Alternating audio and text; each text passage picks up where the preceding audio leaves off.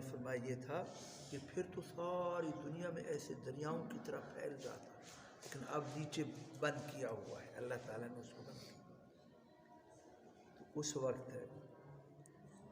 اللہ تعالیٰ نے چشمہ جاری کیا۔ پھر حضرت ابراہیم علیہ السلام اپنی بیوی اور بچے کو ایک آڑ میں کر کے پہاڑ کی اوٹ میں اللہ تعالیٰ سے یہ دعائیں مانگی، اور یہ 5 دعائیں ہیں، اللہ نے یہ ساری دعائیں قبول فرمائی ہیں۔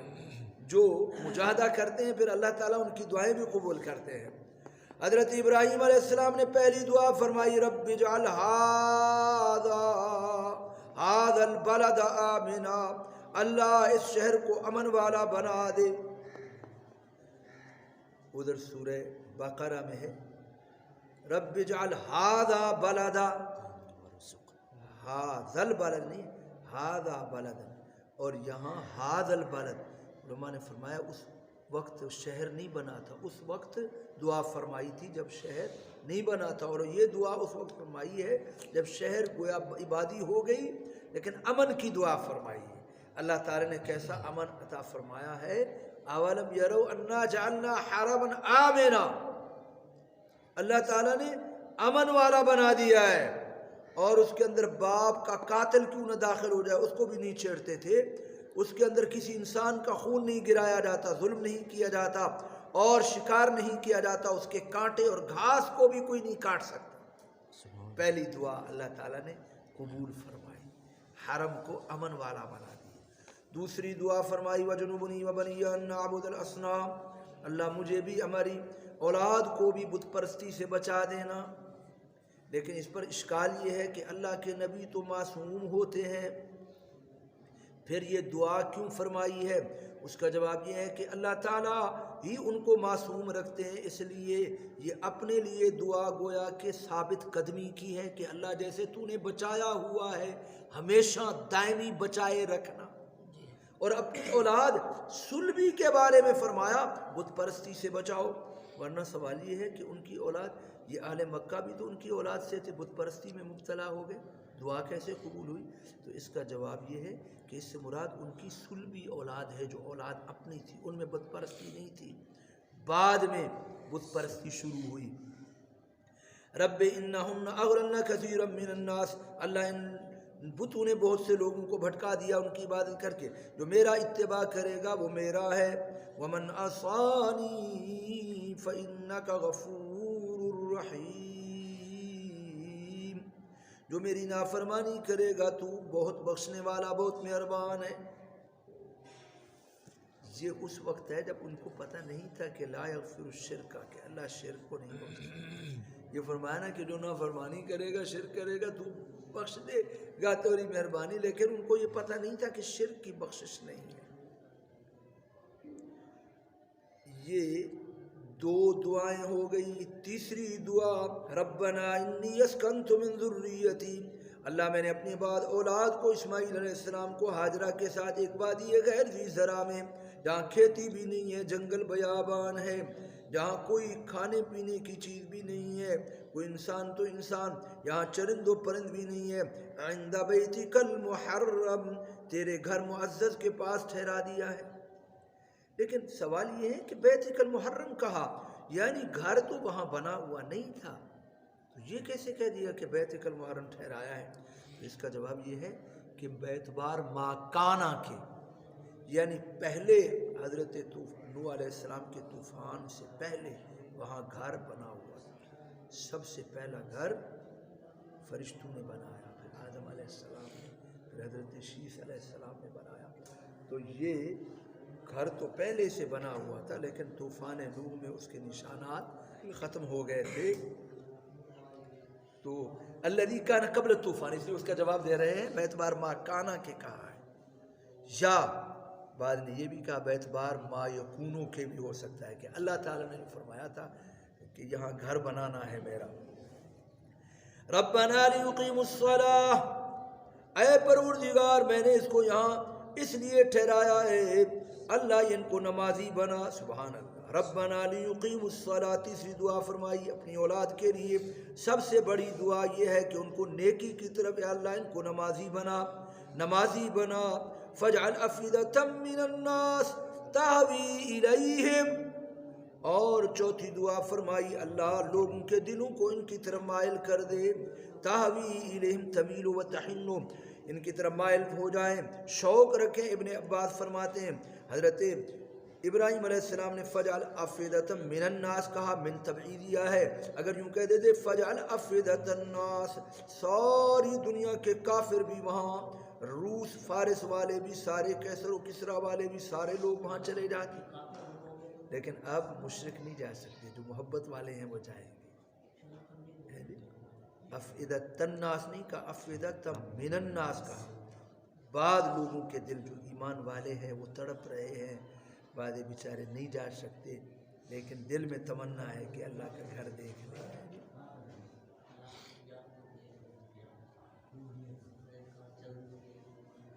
اللہ تعالیٰ نے دعا قبول فرمائی، لوگوں کے دل ان کی طرف مائل ہیں۔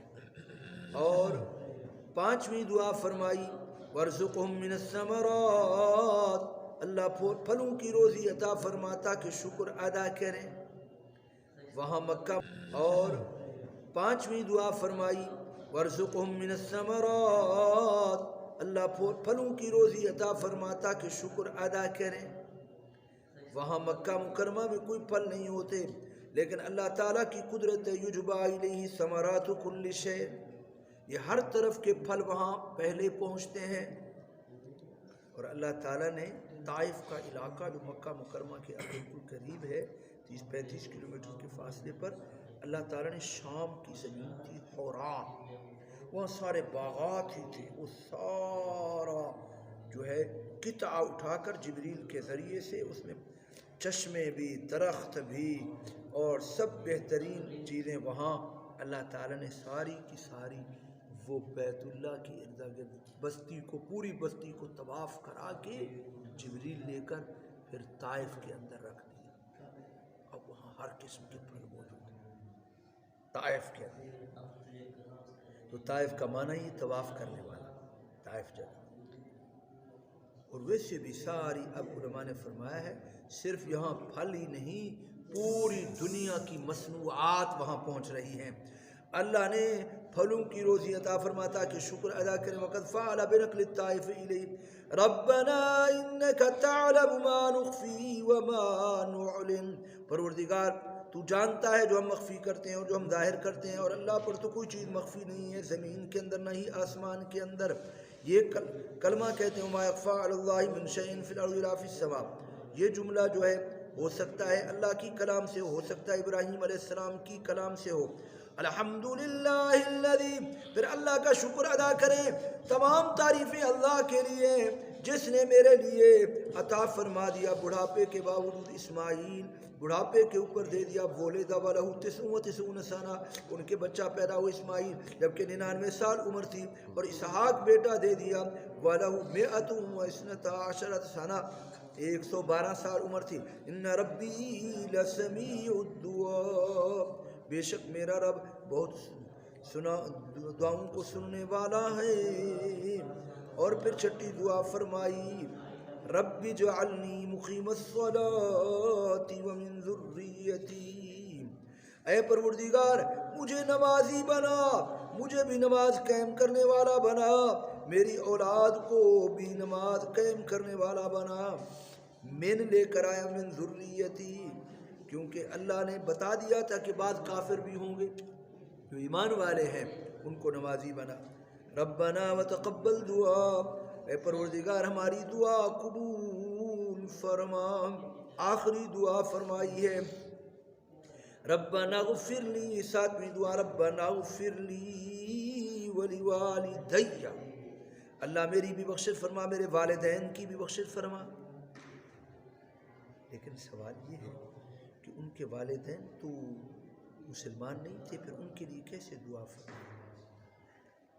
اس کا ایک جواب تو یہ دے رہے ہیں ھذا قبل ان یتبین لہ عداوتہما للہ، یہ اس وقت کی بات ہے جب ان کی عداوت ظاہر نہیں ہوئی تھی۔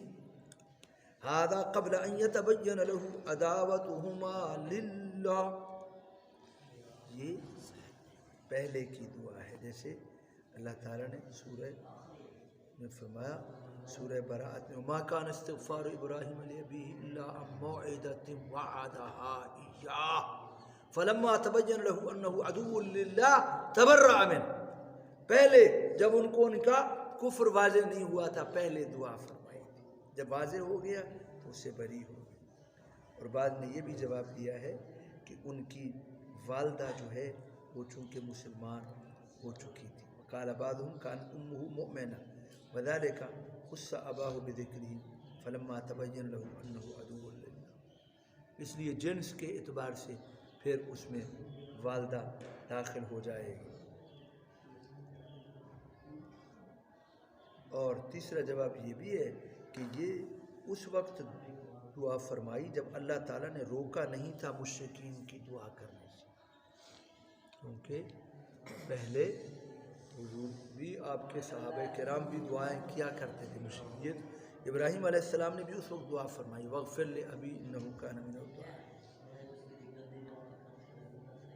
اے اللہ میری بھی بخشش فرما میرے والدین کی بھی. پہلے اس کے کہ ظاہر ان کی عداوت، بعد نے کہا ان کی والدہ مسلمان ہو گئی تھی وہ کوری. اب والدی بھی پڑھا گیا اور مفرد بھی، مفرد کے ساتھ والدی مفرد پڑھا گیا و والدی.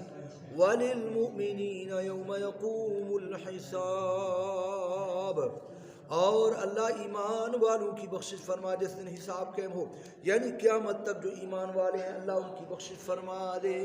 کہتے معاشی اللہ ہم فرماتے یہ بہت بڑی خوشخبری ہے ایمان والوں کے لیے کہ اللہ اپنے خلیل کی دعا کو تو رد نہیں فرمائیں گے. اس لیے مؤمنین کی قیامت کے دن بخشش ہو جائے گی. وَلِلْمُؤْمِنِينَ يَوْمَ يَقُومُ الْحِسَابِ. یہ بڑی جامع دعا ہے، اس لیے نماز میں پڑھتے ہیں نا رب اجعلنی. صدق اللہ و صدق رسولہ النبی.